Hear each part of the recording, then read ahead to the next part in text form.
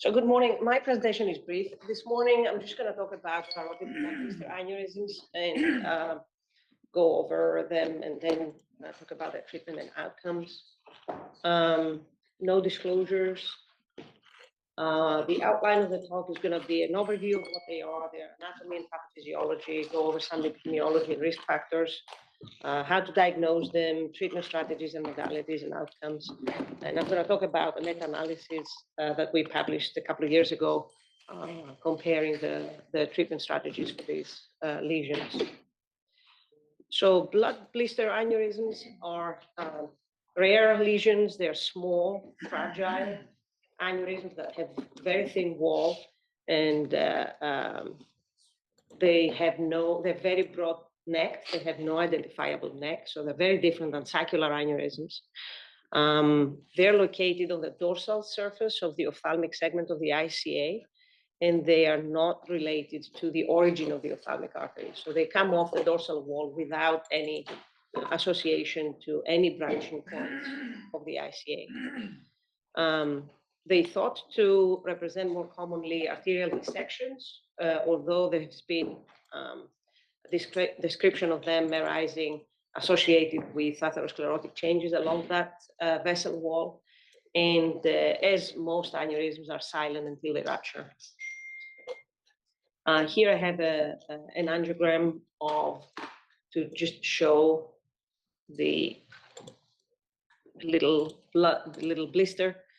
This is an injection of a cerebral angiogram of an ICA injection, and you can see the origin of the ophthalmic here, the pecum here, and then on the dorsal wall, you can see a little outpouching that is very, very small and very, very broad-necked. On this side of the image, I have a 3D reconstruction of the same vessel, and you can appreciate this little abnormality a little better, and it's definitely more distal to the origin of the ophthalmic and just on the dorsal wall. In terms of pathophysiology, as I said, the arterial dissection is thought to be the kind of initiating event, and that dissection causes disruption of the elastic lamina and causes an intramural hemorrhage along the wall of the vessel that strips off the intima. And then there's two things that could happen. The hemorrhage can extend outwards and cause a subarachnoid hemorrhage, or it can remain intramural. And then the effect of that is luminal narrowing. The dissection is thought to happen because of the very kind of steep curvature that happens at the anterior genu of the cavernous ICA, and from anterior to posterior, as the ICA pierces a dural ring, there is a lot of hemodynamic stress along that wall of the ICA that drives the dissection. The aneurysm itself is composed of the fibrous material and adventitia that is the wall of the aneurysm, and there is no media. So they're very, very thin and fragile, and they have a high rupture rate. And also, once they rupture, they remodel very, very rapidly, and there is a high risk of re-rupture if untreated. They predominantly present, as I said, with subarachnoid hemorrhage, and they're silent before. In terms of risk factors, they've been shown in several studies that female gender, hypertension, younger age, mean age of rupture in many papers is around 50, 51 years of age, and for some reason, right-sided ICA rather than left. So as with anybody that presents with subarachnoid hemorrhage symptoms like sudden onset of headache, we do a CT and a CTA, initial vessel imaging for diagnosis. But they're so small, usually that even a CTA can miss these lesions. And the gold standard for diagnosis is a cerebral angiogram. Even a cerebral angiogram can miss 30% of the lesions, according to some papers. And so if there is high suspicion and there is on the initial angiogram vessel wall abnormality, either a focal constriction or dilation of the ICA, especially the ophthalmic segment near the subarachnoid hemorrhage, then it's advised to do an early repeat angiogram. They're thought to represent 0.9 to 6.5% of ICA aneurysm in several series. And as I alluded before, their natural history is dangerous. It includes re-expansion, rebleeding, and 30% of them usually require repeat treatment acutely to achieve stability of the aneurysm. 25% of perioperative complications, either re-rupture or ischemic, and the overall mortality from this is about 20%. Treatment includes two big groups, either surgery or endovascular treatment, and there are several techniques that have been described in both groups. In the surgical group, there is direct clipping or clip wrapping, trapping with bypass, or even primary microsuturing. Endovascular treatment includes primary coiling, although these are broad neck and very, very small. Stent coiling is the main stent coiling is the main treatment in the endovascular world, and flow diversion from around 2010, 11, when it was FDA approved, has opened a big kind of door in their treatment. And in some cases, vessel sacrifice has been described too. So we did a meta-analysis on the options and also outcomes of the treatment of these aneurysms a couple of years ago. We did a systematic review and analysis of the treatment. We pulled from PubMed several papers that eventually nailed down to 83 studies, equal numbers between surgical and endovascular studies, included a little bit more than 1,100 patients. From those, we extracted demographic data, treatment data, outcomes, and follow-up. And we did subgroup analysis between interventions, surgery, and endovascular treatment, including all types of surgery and all types of endovascular treatment. And then we did a second subgroup analysis comparing stent coil to flow diversion to surgery. And we defined favorable outcome and modified ranking score of 2 or less. This is the flow chart of our paper selection. Some of them were excluded because they were just kind of single case reports. Some of them were excluded because there were overlapping data in several meta-analyses or papers. We excluded some because they were not in English language. So eventually we coined it down to these 83 papers. So when we look at the first subgroup analysis of surgery and endovascular treatment, there was no statistical difference between the two treatments, although there is some trend of the endovascular treatment having more favorable outcomes than the surgical treatment. And endovascular treatment includes all modalities. But the numbers are so small that you can't really have statistical significance between the two treatments. When you compare the three groups, comparing stent coil, flow diversion, and surgery, here we have the flow diversion. You can see that flow diversion and stent coil have, again, the better outcomes than surgery, and both separately, stent coil and flow diversion, compare better than surgery. But the endovascular two groups have kind of similar outcomes. We looked at retreatments and outcomes, and you can see that as the number of retreatments increases, the outcomes get worse. Essentially, that's what this plot says. And remember, we said about 1 in 4 needs to be treated acutely in this thing. So in conclusion, they're challenging lesions to treat. They have a high risk of rapid expansion, rebleeding, and poor outcomes. There has to be a very high index of suspicion, even when negative angiogram is thought, because of the small size of them. An earlier PDSA is advised. Various treatment modalities described, both surgical and endovascular. However, endovascular treatment has a higher prevalence of better outcomes. In terms of the stent coil versus flow diversion, very similar outcomes, and both have a trend to have better outcomes than surgery. And retreatment is associated with reduction, so worse outcomes if you have to do multiple retreatments. I have to acknowledge Dr. Chen and Dr. Day for guiding us through that paper at the time with Anil. And I'm open to any questions.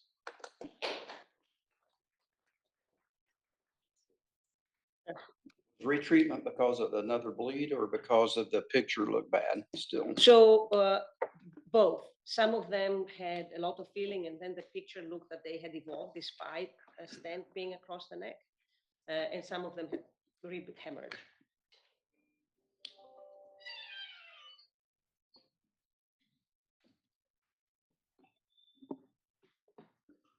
Okay. Sure. I love this term blood blister because it's applicable to all parts of the body, et cetera. And you pinch your finger in a door and you get a blood blister or the back of it, whatever. And it implies in some circumstances a little pinch of the skin or something like that where you get it. What do you think is the primary event that makes these things happen, and why does it occur in this particular region? Yeah, as I alluded. I missed that originally. Yeah. So there's two thoughts. One is thought to be an arterial dissection of the wall, or they are seen associated with atherosclerotic changes. However, there is a big hemodynamic stress on the dorsal wall of the ICA from the curvature of the ICA coming from the anterior genu, from anterior to posterior as it goes through the dural ring, that actually causes this initial dissection to happen, the intima to strip off. And then that intramural thrombus, as I said, could go either outwards and cause subarachnoid hemorrhage or stay intramural and cause. Here, do you think the ophthalmic is particularly prevalent for that? That's one of the things I've struggled with. They happen in other vessels, but the more common ones are in that ophthalmic segment of the ICA. But we have, I remember during fellowship, we treated a couple of basilar trunk. Well, they can't go aneurysms. anywhere, and because of their distribution, that's why the dissection theory is much more, in my mind, likely. But I never have figured out, because of the transition point, maybe Rock and Conspiracy comment on this. The other common place that happen is the vertebral artery.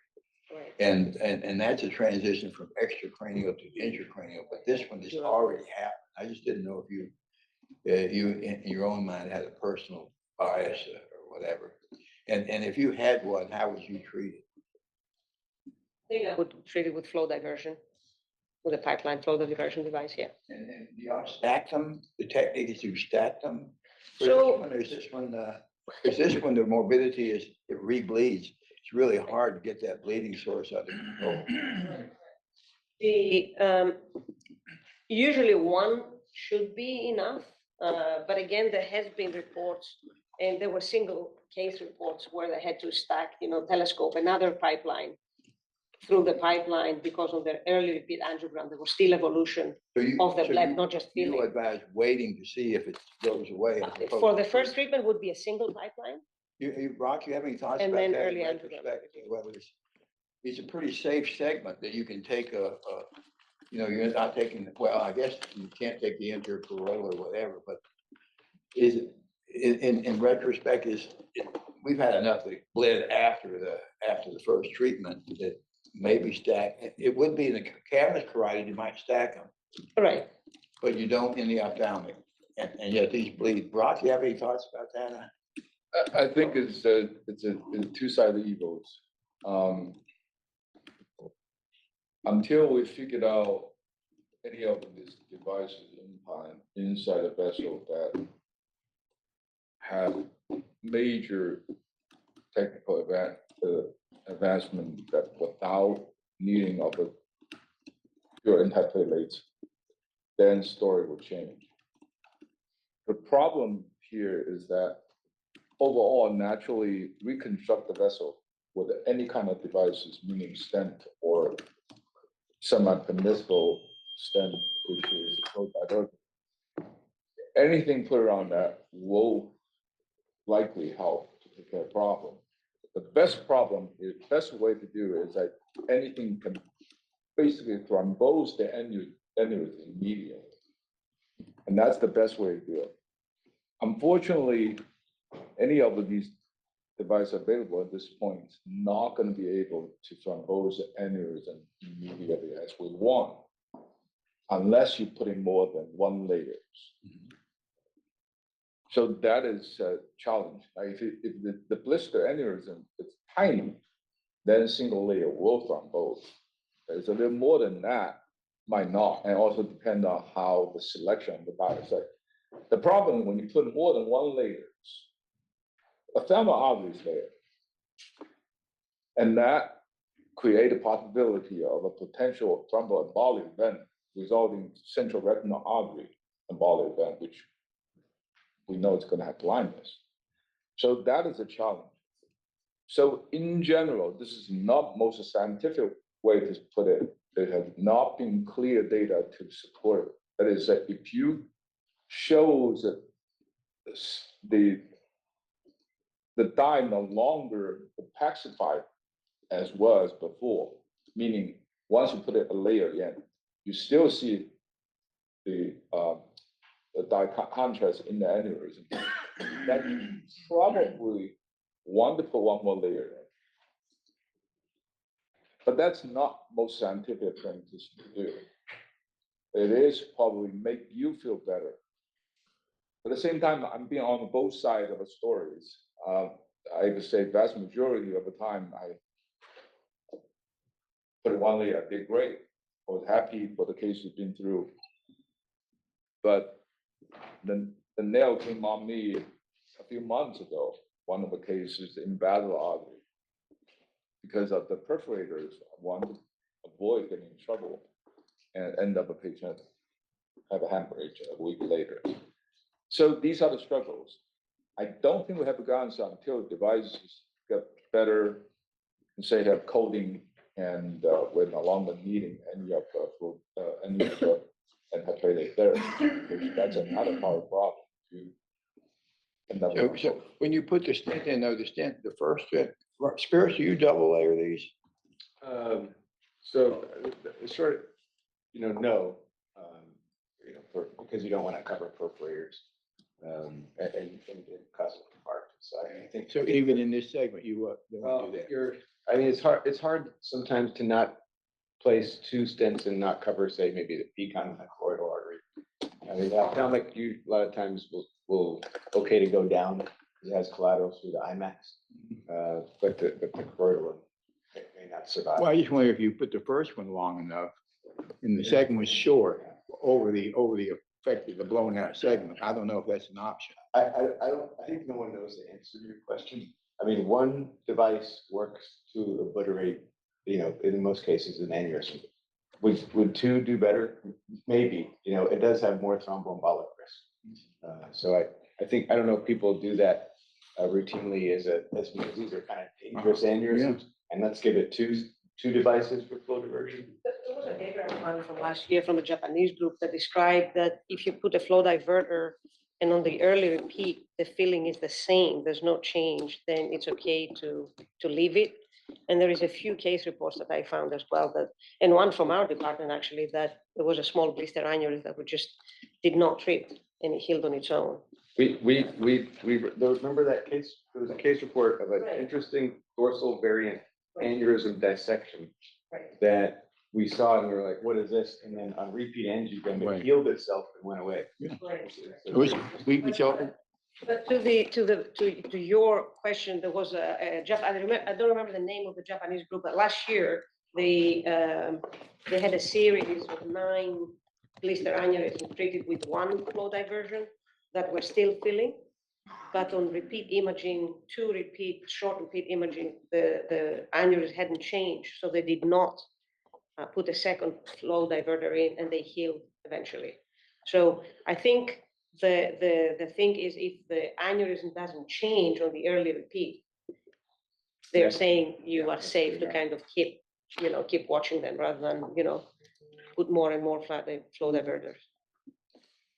We've had, since I've been here, we've had 4 or 5 rehemorrhages over the course. But of course, the staggering literature is that they repeat, and they change.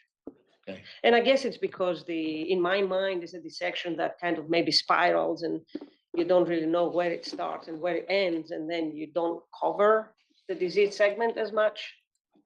So you still have that force kind of evolving. The problem is I never want to be involved in a clipping.